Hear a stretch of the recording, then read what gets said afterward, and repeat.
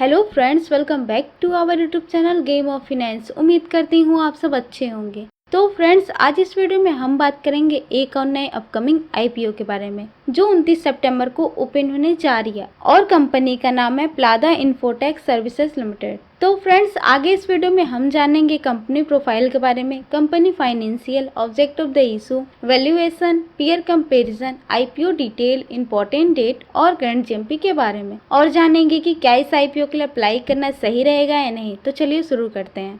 तो सबसे पहले बात करें कंपनी प्रोफाइल की, तो प्लादा इन्फोटेक लिमिटेड 2010 में स्टार्ट हुई थी और ये कंपनी बिजनेस के लिए ह्यूमन रिसोर्स की रिक्रूटमेंट करती है। कंपनी कई टाइप की सर्विस देती है, जैसे रिक्रूटमेंट और payroll management, merchant acquisition, field support, software solution, seller onboarding और क्लाइंट के लिए अकाउंट मैनेजमेंट। ये तो बातें हो गई कंपनी से जुड़े डिटेल्स की। अब बात कर लेते हैं आईपीओ डिटेल की। तो 29 से 5 अक्टूबर तक आईपीओ ओपन रहेगा और प्लादा इन्फोटेक का आईपीओ प्राइस 48 रुपए पर शेयर कंपनी ने तय किया है। 25,74,000 फ्रेश शेयर इशू होंगे जिसकी कीमत 12 करोड़ होगी और ऑफर फॉर सेल के तहत कोई भी शेयर इशू नहीं होंगे, तो टोटल आईपीओ साइज 12 करोड़ का ही रहेगा। 3,000 शेयर्स का एक लॉट रहने वाला है और एक लॉट अप्लाई करने के लिए आपको कम से कम 1,44,000 रुपए खर्च करने पड़ सकते हैं। फेस वैल्यू 10 रुपए पर शेयर रहेगा और रिटेलर के लिए 50% का कोटा रिजर्व किया गया है और ये कंपनी एनएससी और एसएमई में लिस्ट होगी। और अब बात कर लेते हैं आईपीओ के इम्पोर्टेंट डेट की। तो 29 सितंबर को आईपीओ ओपन होगा और 5 अक्टूबर तक ओपन रहेगा अप्लाई करने के लिए। 10 अक्टूबर तक आईपीओ लॉट होने की उम्मीद है और जिन्हें आईपीओ लॉट नहीं हुआ होगा उन्हें 11 अक्टूबर तक रिफंड मिल जाएगा और सब कुछ तय डेट के मुताबिक रहा तो 12 अक्टूबर तक डीमैट अकाउंट में शेयर क्रेडिट कर दिए जाएंगे और 13 अक्टूबर को आईपीओ लिस्ट हो जाएगा। अब बात कर लेते हैं ऑब्जेक्ट ऑफ द इशू की। तो कंपनी जुटाए हुए फंड का इस्तेमाल वर्किंग कैपिटल की जरूरतों को पूरा करने के लिए और डेब्ट को कम करने के लिए करेगी और कंपनी इसी फंड से लैपटॉप एंड एसेसरीज परचेस करेगी आईटी डेवलपमेंट के लिए और साथ ही कॉर्पोरेट पर्पस और इशू एक्सपेंस के लिए फंड का इस्तेमाल किया जाएगा।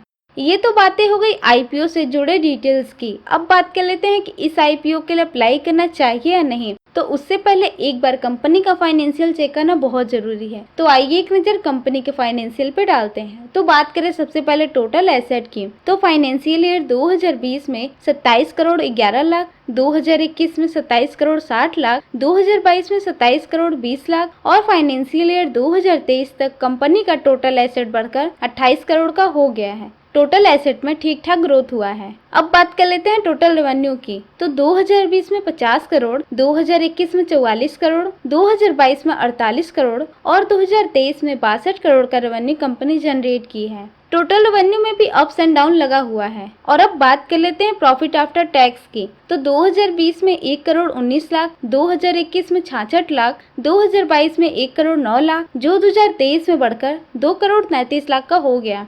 कंपनी के प्रॉफिट फाइनेंशियल में भी अप्स एंड डाउन लगा हुआ है। नेटवर्थ 2020 में 3 करोड़ था, जो 2023 में बढ़कर 7 करोड़ का हो गया है और वहीं रिजर्व एंड सरप्लस 2020 में 3 करोड़ था, जो 2023 तक बढ़कर 5 करोड़ का हो गया है। नेटवर्थ और रिजर्व एंड सरप्लस में ग्रोथ हुआ है, इसका मतलब कंपनी अपने फाइनेंशियल में सुधार कर रही है।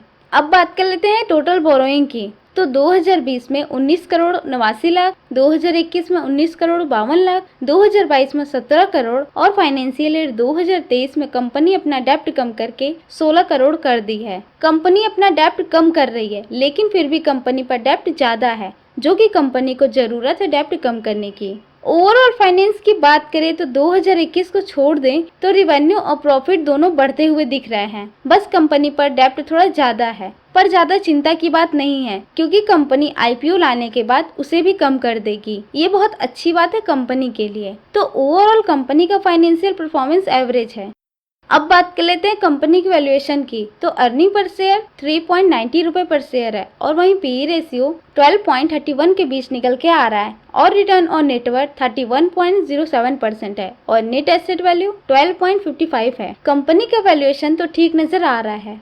अब बात कर लेते हैं जीएमपी की। तो कंपनी अभी 18 रुपए के प्रीमियम पर ट्रेड कर रही है, जिससे कि एस्टिमेटेड लिस्टिंग प्राइस 66 का हो गया है, यानी अपने एक्चुअल प्राइस से 37% ज्यादा पे लिस्टिंग हो सकती है और 5 में से 3 स्टार की फायर रेटिंग मिली है इस आईपीओ को। ग्रे मार्केट में इस आईपीओ का ठीक ठाक डिमांड दिख रहा है।